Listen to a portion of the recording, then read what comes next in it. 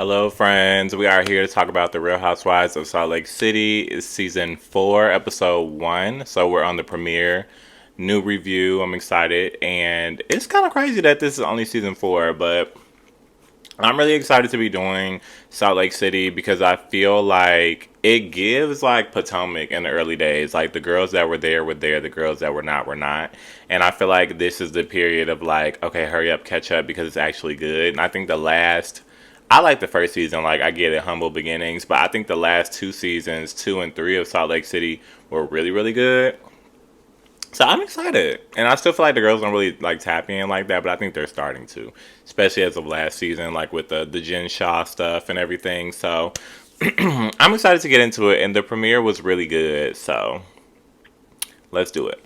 So speaking of Jen, we start off the episode kind of with like the backlash of the Jen stuff, and it is just like a scene of Heather. I think she was on the Ultimate Girls trip at this time, or I don't know, she was somewhere, and she got a call, I guess, letting her know that Jen had pled guilty, and she talked about that on Ultimate Girls Trip. That's why I'm making that connection, because she basically said she had just found out at the time that they were filming that because she was with Jen directly prior when Jen was going to court for trial, and Jen had basically adamantly told her that she was not guilty, like she had talked about all last season, and then unbeknownst to anybody, Jen pled guilty.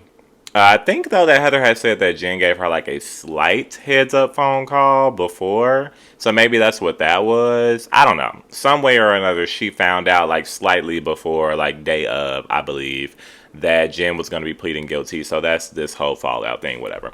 I was surprised that we talked about it because I kind of felt like, or I assumed almost that this season they would just kind of be like, okay, Jen's gone. Like, it is what it is. Because she'll be in jail or prison, as far as I know, for a while. So it's not like we're anticipating a return, I guess. I don't know. But yeah, I just figured they wouldn't talk about it at all. So that was interesting, but they did. And they kind of started off this season with these like Bible verses with all the ladies like doing whatever but reciting Bible's verses. I guess that was cute. They seem to be about like mistrust and all that type of stuff, so that can kind of like generally be applied to anything, but I'm wondering if it's going to like really really tie into the storylines of this season, but I guess we'll see. They typically beef regardless. Like these ladies, they're one thing about them, they're gonna beef, and they're always gonna make it seem like there's a lack of trust and lack of loyalty type of thing. Like this, that literally kind of sticks for them. So again, I'm guessing this could just be honestly generally applicable, or I wonder if it's really gonna stick to us later. But otherwise it was cute. We really start the season off with in present day because the thing with Heather was past. Started off with my girl Lisa. And she's at Sundance, which is fun. Like it's a continuation of her like being the queen of Sundance, I think they say. And we see her setting up parties. I guess now Sundance is back after like maybe like COVID stuff, so it's the first time that they're having it back, and she's setting up a party. This really leads us into something that I really loved, was a scene with her and John. First of all, I think that we see her a lot more with John after like the weird rumors that they were discussing last season, more so like Meredith discussing, saying like basically alluding to her and John having relationship issues. And even towards the end of that season, while it was happening, it kind of felt like we were getting more of them. So I don't necessarily think that they're doing it because of the rumors, because like I said, it was like we were getting the rumors at the beginning of last season, but within that same season, we saw more of them together, Lisa and John. So I just think it's kind of coincidental. And now it was interesting to see the season start with them, and I enjoyed that because I like to see more of them, amidst all of the like rumors and talk and stuff like that. And just to get to see more of their relationship and the humanity of Lisa, because I think that Lisa can get portrayed as like kind of shallow, I guess. So she doesn't really seem like she has much for people that don't really care for her. I love Lisa, so I really read through those things. And I think we started to see it again more last season where they were giving her more color and more context. And we're getting it even more now out the gate. So that's exciting. They had alluded to like her son Jack going to the mission in like the trailer. So I'm glad that we jumped right into that storyline. And basically, she explains it, it's a mission where he's going to take time to go help others. And it's going to be for 2 years, which is the big thing. They won't see him for 2 years.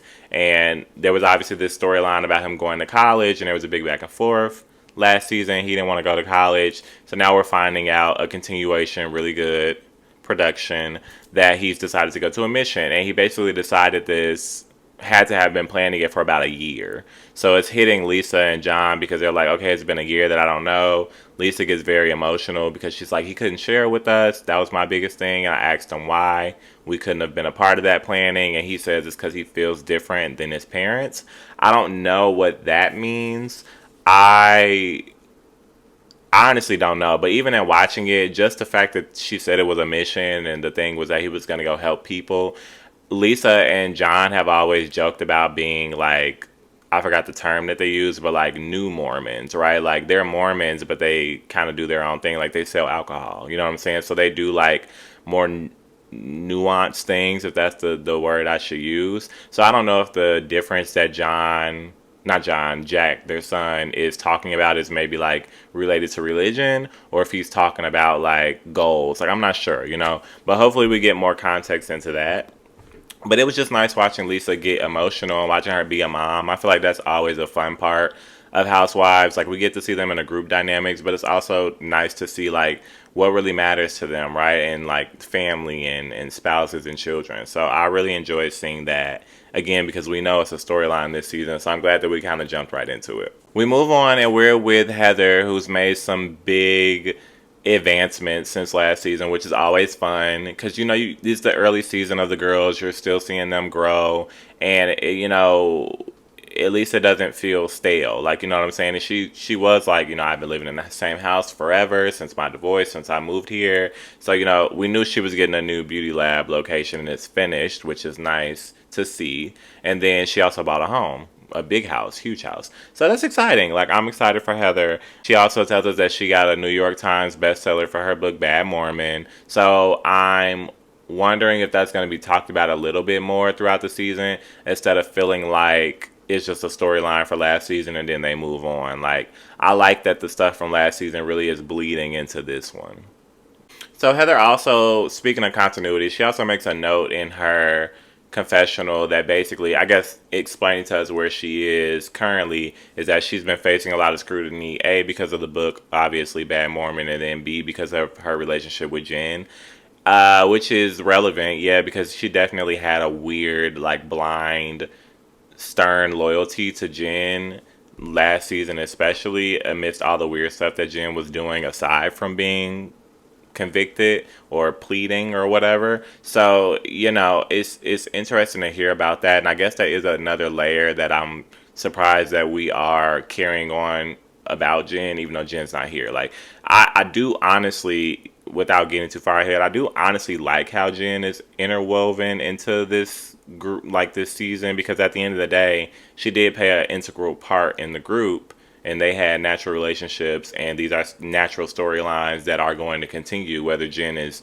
in prison or not. So I think it shows us that like those weren't things that were just done for story last season. Like they really happen, they really matter, and that's why we're still talking about Jen. So I actually do like that. And it is going to be interesting to see like how Heather, because at the end of the day, kind of felt like she ostracized herself outside of the group in order to be cool with Jen, because the group wasn't really on Jen's side of things last season. So Heather kind of felt like she was on the outside of things too, especially because she was beefing with Lisa, beefing with Whitney, excuse me. And then, so that's what makes it interesting, because it kind of felt like, it not even like a split though, because it also just felt like then you're out of the group too, Meredith, because Meredith was so close to Jen last season as well, but not necessarily with Heather. So that's why I'm saying it's not a split, because it didn't give Heather, Jen, and Meredith versus the rest. It really just gave Jen and Heather, Jen and Meredith, So I say that because it doesn't seem like Meredith and Heather ever really had like a relationship type of thing. But now it's interesting that they're like kind of like the first ones to film together, because that's just kind of where it falls. Like they don't really have any other alliances in the group aside from Mary Cosby coming back, which we'll talk about for Meredith. So it is interesting to see now like Heather doesn't really have that crutch. So I'm interested to see what happens with those dynamics this season. So while Meredith's there, she's having this conversation with Heather, which is interesting. Again, maybe I missed something, but I just don't remember them ever really having a real type of relationship. But they're talking, and Meredith is airing some grievances because she would not be Meredith if she didn't air grievances. And she's basically saying, because Whitney talks about the fact that she just met with Heather, excuse me. Heather just talks about how she just met with Whitney, and she basically proposed that they move forward. And Whitney's kind of like, we'll see. Like, there are trust issues there. So Meredith uses that as her segue to be like, well, I have trust issues with Whitney as well. And it's like, I get the segue, but it didn't really go because Whitney was more so saying she had trust issues as it compares to Heather, and now you're saying, well, I have trust issues against Whitney. So it's not really about you, Meredith. It's not the same, but okay, whatever. Let's get started. And Meredith explains, and I'm glad this came up too because it was in the trailer. But I'm glad they're addressing it now, instead of like, it didn't feel like with the trailer, like, oh, this is what's coming this season. And then we wait all season to see if it pops up. Like, it's popping up now, and it seems like it's going to have some development. I love that. Fantastic. But anywho, she brings up the fact that she honestly frames it very seriously. She's like, I thought that me and Whitney were moving forward, but Whitney has been talking about me in the press. So I'm like, oh, what could this be? Because I hadn't heard it, so I'm like, that is tea. But then she loses me because she's like, yeah, like Whitney did an interview, and she read the headline, which essentially says something to the effect of Real Housewives of Salt Lake City star Whitney Rose, you don't have to worry about her like snuggling up in a bathtub with her husband like Meredith Marks because she just kind of thinks it's dirty. So the story was there, honestly. Like, how headlines can be like clickbait, so they can kind of mischaracterize what was said, but that was essentially what was said. It was highlighted that, I can get Meredith's name is thrown in it, so maybe that kind of skewed things for her, but it literally says that she won't take a group bath because of the dirt in the bathtub. And then as she reads the article, because she's reading it verbatim, Meredith is, as she reads it, it goes into detail about what Whitney is saying. Like, she doesn't even reference Meredith. She's just like, yeah, I know that there's a lot of bacteria involved in that, so I don't want to get in a bathtub with anyone. It's in the article that Meredith is reading. But Meredith is pissed to the high heavens. And I'm sitting here like, I personally think that Meredith drags things out, most definitely. I know this is my first season reviewing, but it's not my first season watching. And I'm going to tell you, my opinion is that Meredith is a dragger. And so, and holds grudges, which came up this episode. So I already didn't really take it seriously. I just didn't. I tried to, but I couldn't. And so I wanted to make sure like I wasn't looking at it in a biased light. But then we get this amazing confessional from Heather, and she's just like, I thought maybe this was like a joke or something. Like, is she really mad? And then she goes, well, of course she's really mad. It's Meredith Marks. It's offensive. Wait, I'm confused. Does she think this is funny, or is she really mad? Well, it's rude. Of course she's really mad about it. She's Meredith Marks. So, I have nothing more to say on that subject. Like, that's literally what it is. That's literally what Meredith gives. And she even, like, she's going in. Like, she's serious about it. And she's just like, they talk about my marriage, and now they're going to talk about my bathtub and say I'm dirty. Like, so what the only thing left is to talk about my kids. And it's like, Meredith, nobody ever said you were dirty. Like, how are you? It's crazy. Like, perspective is literally like the craziest thing in the world. It really is. Anyway, we move on, and we're with Meredith still, and Meredith meets with Mary, so I guess it's going to be her crutch for the season because they were also super close beforehand, which was weird. Like, that was also a weird link up. Meredith's always got a weird link up, right? Like, it was Meredith once Mary. When two friends break up and stop being friends, and you sometimes get that friend to just start being weird with, being friends with weird, awkward, random crowds for whatever reason. That's Meredith. Like, granted, Lisa did become cool with Whitney, but that was kind of just like a natural, like, hey, we used to hate each other, like, why are we doing this type of thing? And they were getting to know each other admittedly. Like, it just kind of gave that. And I think that Lisa stands well on her own. Sorry. Whereas Meredith literally stopped being friends with Lisa, and then it gave Meredith and Mary Okay. Meredith and Jen.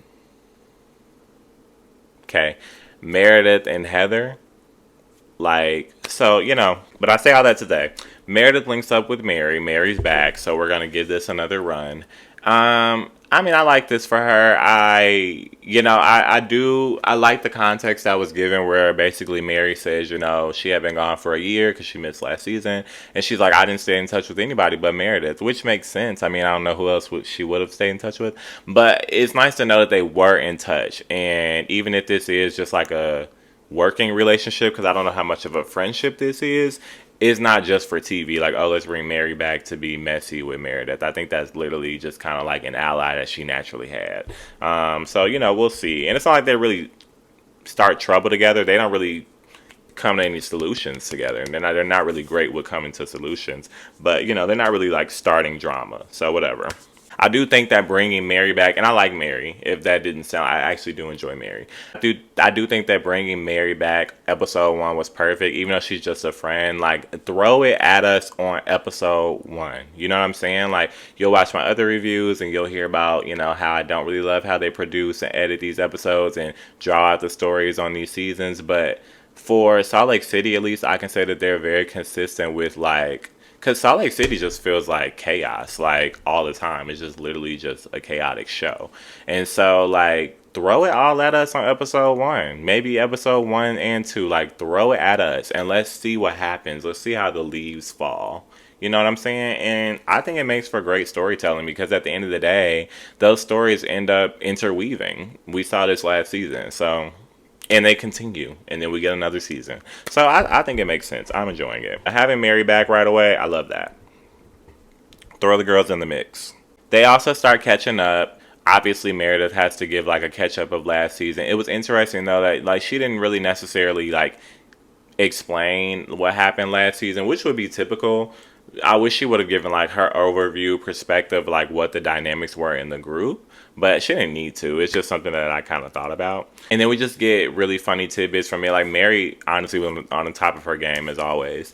And she gets a confessional, and she's just like, Senior, my son might be married, but I don't know. I haven't gotten a chance to ask him. And the producer's like, but y'all live together. She's like, yeah, I haven't gotten around to it. And she's like, and Senior, who's her husband, she's like, he was in Vegas for like 6 months. And they're like, well, how was that? She's like, it was fine. I enjoyed it. Senior just got back from Vegas. He was out there for quite a time, like maybe 6 months. How was that for you? It was good. So, love that about Mary.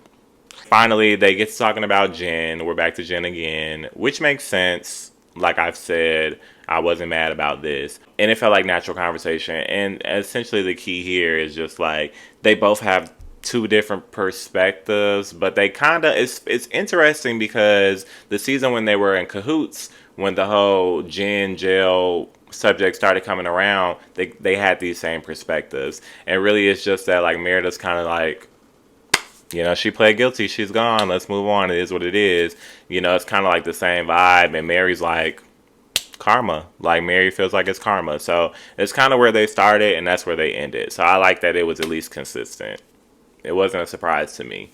And Mary ends this by saying, with Jen being gone, it's just like Jen was always the elephant in the room and now she's gone. So it's like she basically is like, it's a sigh of relief. So, and I believe that that's probably, I don't remember the murmurs, but I believe that that was like the discussion when it was like, if Mary's going to come back. And I think it may have allegedly had some premise with like, is Jen gonna be there? Like, who all gonna be there? And now that Jen's gone, I think that completely opened up the door for Mary to come back. So welcome.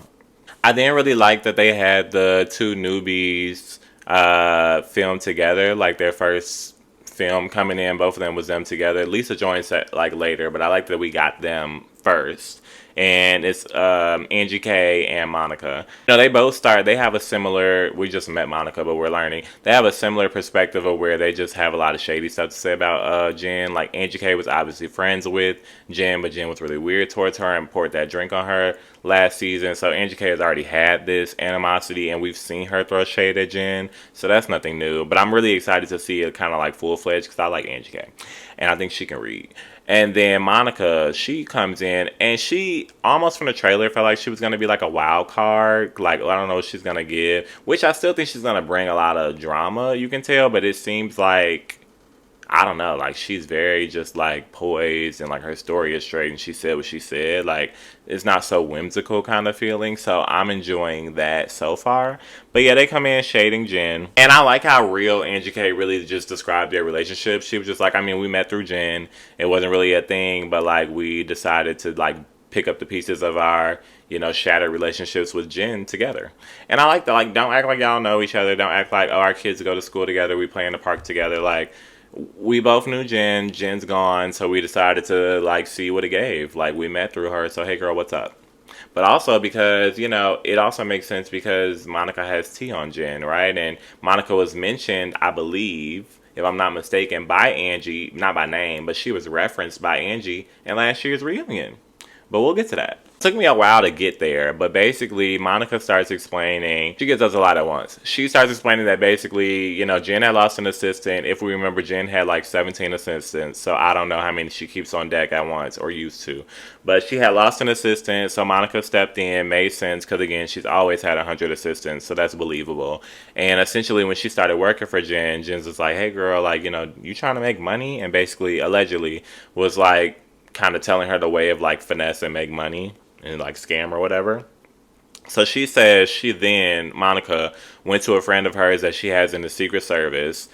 It's supposed to be a secret, so I don't know the rules around her knowing that, but okay. But she goes to them, of all people, and they're like, well, stay away from Jen, because they knew that Jen was going to jail. She did say Secret Service, right? So it's like, I don't know why the Secret Service knows that Jen's going to jail. Maybe they looked her up. Like, I don't know. This all sounds like it conflicts with what that person's actual job is, but I don't know. So yeah, she's like, yeah, he told me to stay away from her. She's going to jail. And then subsequently, Jen went to jail 2 months later. So this tells me that, like, you know, Monica was around during filming. So this is relevant. So this is exciting and cool. Then she goes even further. So as I'm thinking about it, I'm like, oh, because Angie had like vaguely mentioned it. Well, she kind of got into it pretty well last season's reunion. I'm pretty sure it was Angie. And she was just saying like, I'm pretty sure it was Angie. It could have been Angie or the other girl. I don't remember. But someone, who I believe was Angie, was saying basically they had a friend who had like, who was like a witness. I think she said the word witness. I was about to say compliant. I was going back and forth. She either said compliant or like a witness for Jen's case. Like she was talking to the FBI and she knew what was going on. Like she basically said that. So I'm assuming that she was talking about Monica, because Monica goes forward to say like, yeah, so as a result of knowing about that and working for Jen, I became a witness in her, like, her case.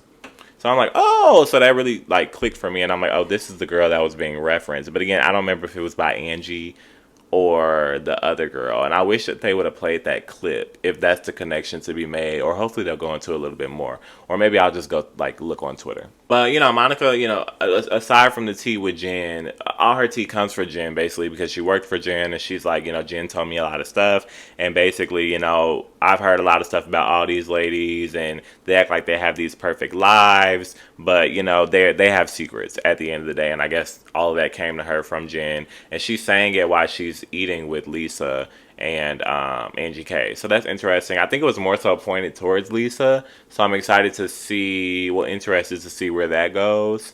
And you know, it was a cute little like clue in, like it from a production standpoint. I just feel like this episode was excellent.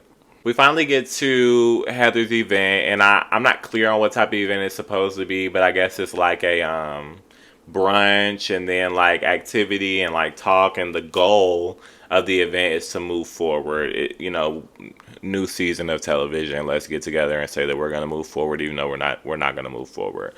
So we're having this type of like foreshadowing cast opening event. I have no issue with it. I guess it was interesting from a dynamic standpoint to see, like, when Lisa brought Angie K, Heather wasn't happy about it. That's kind of the only dynamics that we really got. I mean, we saw Whitney and Lisa speak to Mary, and they weren't super, like, ecstatic about it.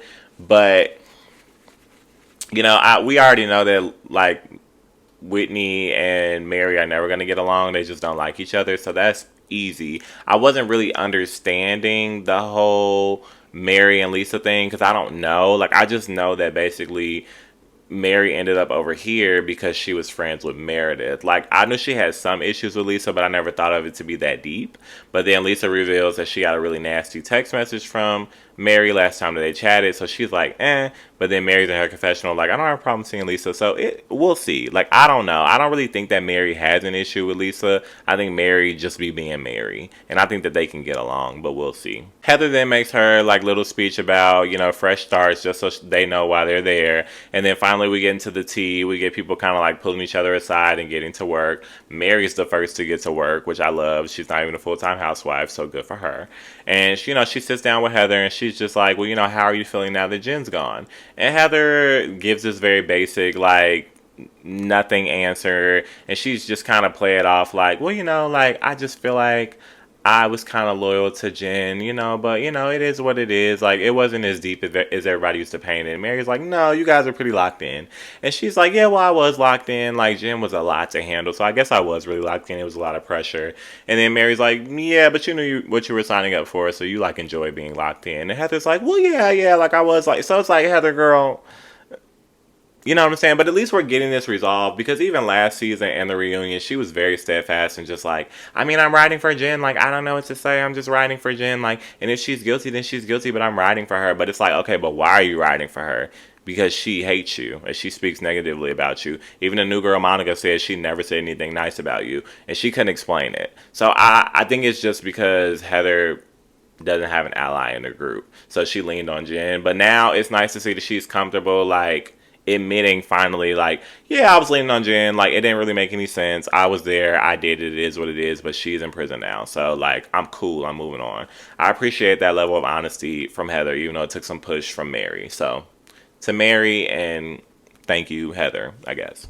We then get, like, all the girls are really working, which I loved. Meredith does her first one-on-one, and she pulls Lisa to the side, which is a huge shock, because I just felt like she was going to, like, carry this thing with Lisa forever, the hot mic moment. She pulls Lisa to the side and she's like, yeah, you know, I feel like we said in the group that we were going to move forward, but maybe if we, like, meet one-on-one and have a conversation, we can see how we can actually move forward and this can be fruitful. So I'm liking to see that from Meredith, because to me, I feel like Meredith is acknowledging that she does hold grudges, and she definitely, or at least that she held a grudge with the Lisa thing. She didn't say any of this, but I'm feeling in this moment like, okay, maybe she realizes I held a grudge with this Lisa thing and went way too far last season for no reason. Let me see if we can just move forward outside of the group, which makes sense. So I love that. I'm excited to see it. I love that Lisa was open to it, even though, you know, she's like, wasn't expecting this, didn't see this on my tarot card reading. And me neither. So, I mean, but we'll see. I'm excited to see where this dynamic goes. And then we get Meredith's second one-on-one where she doesn't even pull. So she's in like a kiki kaka like chat with Heather and Whitney, which I'm like, And I'm like, when is this going to come to a head? And, you know, Heather makes a joke about, like, doing Special K, which transitions into this flashback to last season where Lisa was saying that Meredith may have been on something when they were on a trip. And she's like, yeah, I had heard that Lisa was saying, I had heard that Meredith and Whitney did Special K. That's from the reunion. So then that transitions into Meredith present day saying, like, because Whitney was like, well, I don't do Special K after Heather made the joke. And Meredith's like, after she had that's a Raven flashback. She's like, oh, but you say I do Special K. And I'm like, she never said that. But then Meredith says, well, yeah, I had heard that you were the root of that. Okay.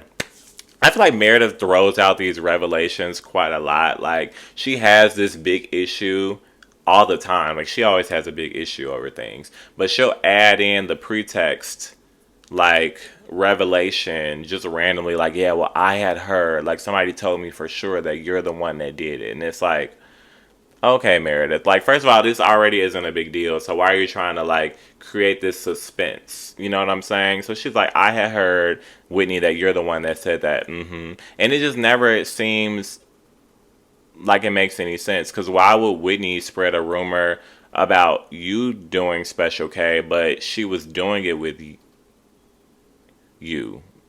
Like, so if she was gonna make a rumor that you were doing Special K, that would be an admittance that she was doing Special K. And I just don't know why she would do that. So to me, it didn't make any sense. Like that Whitney seems a lot more mature already in this moment. We'll see what happens the whole season. But she's handling it very well. She's like, okay, Meredith is Meredith-ing. And she's making a big deal out of something that's not a big deal. Like, it was a joke. And, you know, Meredith is just super turned up and trying to fire it back at her, just kind of looking ridiculous. And, you know, Whitney apologizes at the end of the day. And she's just like, you know, let's move on. Like, let's not waste brain cells over this because this is stupid. And Meredith was still being very, like, defensive, of course, because she's Meredith.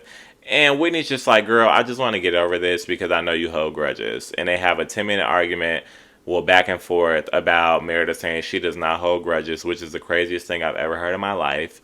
But, you know, that was that. And I think that that was also some really good foreshadowing into the season because inevitably Meredith is going to have a grudge that she holds. So, but I like the way that Whitney handled it. And I mean, I like at least that Meredith seems to be like kind of confronting things head on, you know, not in a passive aggressive way that she typically would, or like the weird blow up I've had this revelation way. Like, it seems like she's confronting things head on, even though they're ridiculous. She's getting a head start on them, and then we're getting an opportunity for the rest of the season to see if she gets the hell over it. So let's see.